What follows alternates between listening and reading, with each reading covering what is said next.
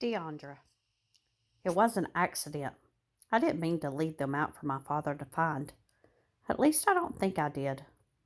That's what I told Loopy when she asked me what was wrong this morning. I was still upset about my father throwing a fit when he found my art school brochures last night. You'd think I'd stabbed him in the heart the way he looked at me. I'm sorry you feel so bad, but there's nothing I can do about it. I've made up my mind. If I can get into an art school, I'm going. Mr. Ward thinks I have a good chance of getting a scholarship. We'll see. Mom says my dad will come around. Eventually. I'm not so sure. Before I left home today, I slipped a poem and a drawing of Michael Jordan in my father's easy chair under the remote. That way he wouldn't miss them. I was planning to give him the drawing for his birthday, but after seeing those brochures, he looked like he needed a transfusion, so why wait? Maybe a drawing of his hero will make him feel better. Besides, doing basketball portraits is the closest I'll ever get to my father's dreams for me, so I might as well let him enjoy one now. I hope Mom's right, though. I hope he does come around. I'm just not holding my breath. Self-Portrait, a poem for my father. I've told you this before, but I guess it bears repeating. Love is not me being who you want. Your definition is a whirlpool trying to suck me in, and I'm drowning. Don't you see? Don't you hear? I'm gurgling, battling for air, wishing you cared about what matters to me. But you can't or won't. Either way, I dip into my imagination, grab a rail, and pull myself free. It's time, Dad. Time you stop telling me who to be, how to live. This is my portrait. You choose your canvas. Let me choose mine. Tyrone. I didn't get her first few poems, but I dig this one. The future is ours. Let us have it. That's what she's saying. That's what we're all saying. But I'm lucky. These days, my mom ain't trying to push me in one direction or another. She's just glad I have one. I read her this poem I wrote called Dream about doing hip-hop with my own band, and she started crying. My moms don't cry easy, so I felt bad. But she said they were happy tears. You keep writing, baby, she said. You're doing good. I love my moms. Porscha Johnson. I slammed my lunch tray down on the table across from Leslie and Shankara. Diondra looks up, startled, from the next table, then turns back to her lasagna. The minute I turn 21, I'm changing my name, I say to no one in particular. I mean it. Why wait, says Shankara. We've had this conversation before. Why not change it now? I shake my head. Too complicated. Fine, then. Count to 10 and try this. She slices off a square of pizza from her plate and shoves it in my mouth. Shankara's a problem solver. She has no patience for talking a thing to death. Do something about it or shut up is her motto. I guess she's right, but one of these days the name Porscha will have to go. I'm tired of providing oversized boys with the raw material for adolescent jokes about my being a high-maintenance mama or some sort of luxury item. Then there are those oily, leering, dirty old men on my block who drool or wink at me when I pass by on my way home, asking if they can take me for a test drive. Please. But for now, I'm stuck with Porscha. I can live with it a while longer, though. It's amazing how easy it is to get a bad reputation. My whole life I ran around letting people pick on me, laughing it off when they teased me, fast-talking my way out of fights. They'd call me Four Eyes or Stuck Up, or Miss Bug-Eyed Bookworm, or I'd pretend their words were water and let them roll off of my back. Now, I'm nobody's duck, and their words stung a whole lot more than water, but I held my temper. It took a bully 9 straight months of riding me to cause my thermometer to boil. And once I lost it, did anybody blame it on the bully? No. They start calling me crazy, whispering it behind my back. It was as if that other Porscha, the easy-going, even-tempered one, never existed. Truth is, she always did. Always will. Diondra and Shankara know that. And now so does Leslie. If only the other kids knew the truth. I could never beat anybody the way I beat Charmaine last year. I'd be afraid to. What if I couldn't stop? What if there was no one around to pull me off? I could kill somebody. I know it's in me. I've got Mama's blood running in my veins, haven't I? She came close to enough to killing me more than once. When I was 12, she went on one of her tears and punched me from one side of the room to the other because I didn't wash the dishes. I don't think that was the real reason, though. She was probably just stressed out from working overtime, from dealing with a hard to please new boss, or from juggling bills, and I caught the hard end of it. But who cares about the real reasons? The thing is, the same kind of ugly anger lives in me. I couldn't really see that until Charmaine brought it out. I have to make sure that monster never shows her face again, no matter what. So I find ways to keep her in check. When anger rips a hole in me now, I punch a wall or run till the wind cuts my breath off. Once I sat on a curb running a piece of broken bottle across my fingertips. Lucky for me, the shard had a dull edge that left a jigsaw of scratches on me, but not a whole lot of blood. I know it was a stupid thing to do, but anything's better than allowing those fingers to hurt somebody else. I couldn't live with that. Not again. Not ever.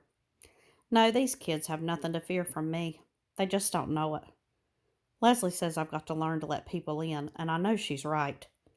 Poetry just may be the way to do that.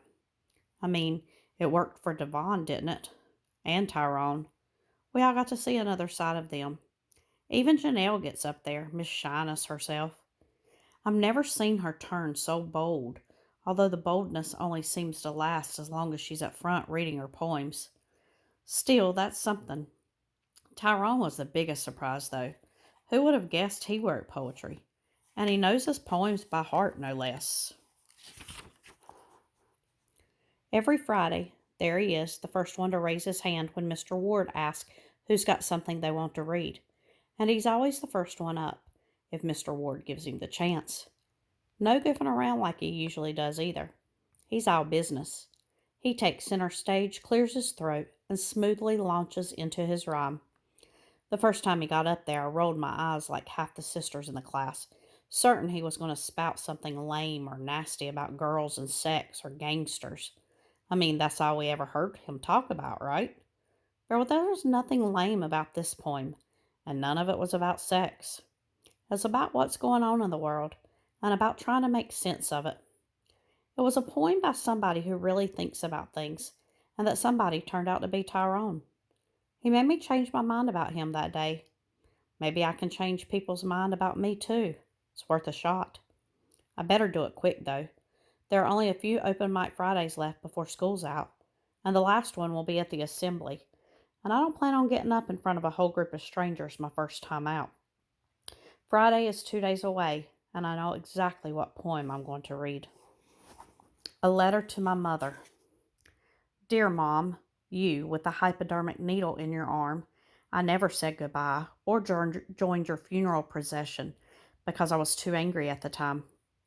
Leaving me seemed to be your choice. Why make it? Was it something that I did or said? Weeks after you were dead, those questions hammered me until I thought my heart would shatter. But then, as my friend told me, the why of your absence doesn't really matter.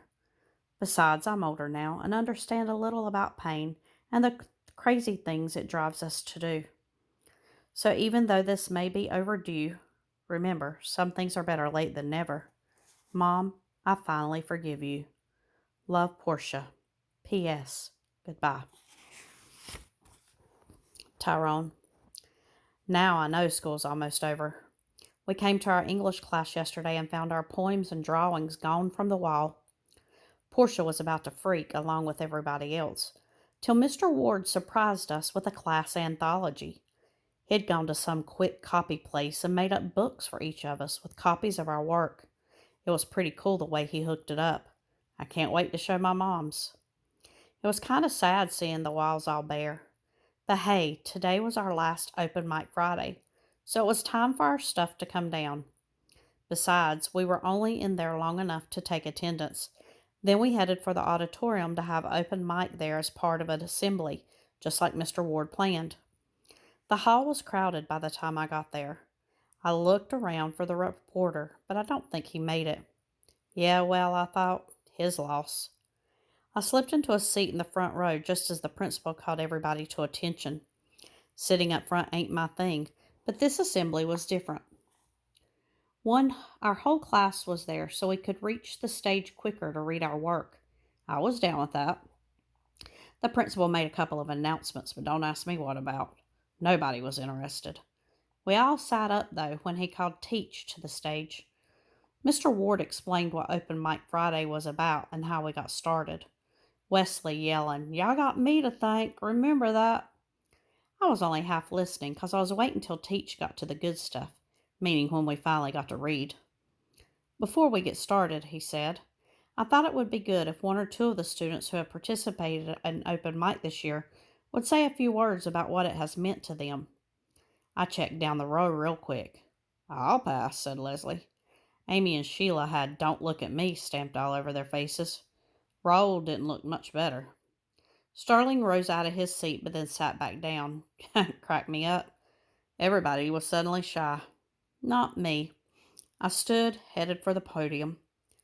I cleared my throat, rolled my shoulders a few times to get relaxed. "Today, Tyrone," said Mr. Ward.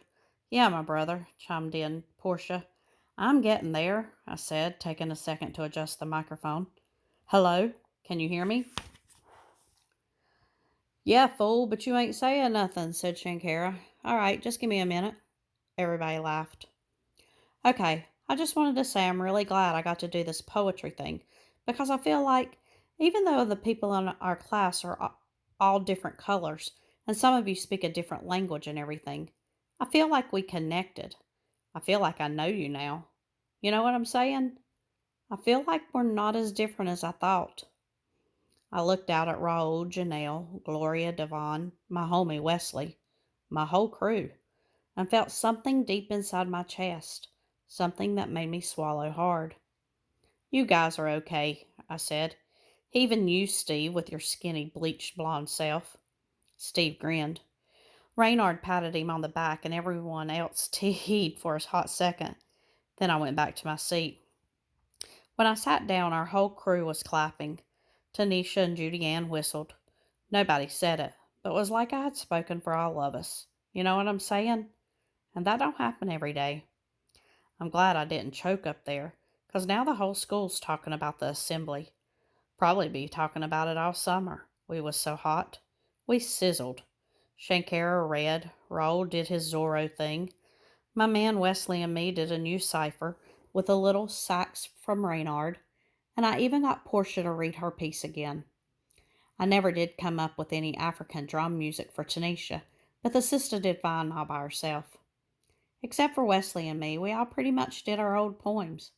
The kids in our class were the only ones who had already heard them. Besides, most of the kids want to wait till next year to break out the new stuff, because Mr. Ward already told us he plans to have open mic in all his classes then. Cool, huh? After assembly, Mr. Ward came up and clapped me on the back. "I like what you had to say, Tyrone, and I loved your cipher," he told me. "Any chance I'll see you next year?" "I don't know, Mr. Ward," I said. "I've been thinking about hooking up with some guys who'd want to start a band. I might have to skip school and go on tour. You know what I'm saying? So I can't make no promises. I'm blowing smoke about this tour, and Teach knows it, but that's the game." "I understand, but I did want to let you know we'll be hosting a poetry slam here next year," said Mr. Ward. And guess what? All of a sudden, the man's got my attention. Epilogue. My mother says I'm lucky. She thinks I should be thrilled to go to an American school every day. I pretend I'm happy for her sake. She doesn't understand what it's like for me. Nobody does. My name is Mai Trin. I'm half black, half Vietnamese. You try being me for a week, see how well you fit into this world. Go back where you came from, kids say to me sometimes. And I think, go where exactly? We left the village my mother grew up in many years ago, right after my father died. He was American, so my mother was able to bring our family to the United States. I have as much right to be here as anyone, but no one hears me. No one cares about that. They can't see past my slanted eyes. Not even the black kids. Never mind that we're all people of color, that most of us live in single parent homes, that we catch the same amount of grief from the white world. It's ridiculous. I'll be all right, though. I'll finish high school, go to college, get my law degree, and be out of here. I just can't count on having too many friends along the way. Black people keep reminding me that I'm not one of them. Asians shun me because my blood is not pure. And whites are still making up their minds, although some want me to be their friend so I can help them with their math, which is a joke because I don't like math. So where does that leave me? I look around this class with black kids, Latinos, Jews, and Italians, and I wonder how I'm ever supposed to connect with any of them. But then we had an assembly yesterday with all these kids reading poetry. They seemed to get along with each other, almost like a family. They said it was the poems that brought them together. It can't be that simple, can it? Their teacher is supposed to be doing poetry again next year. Maybe I'll get his class. Who knows? I can think of worse things.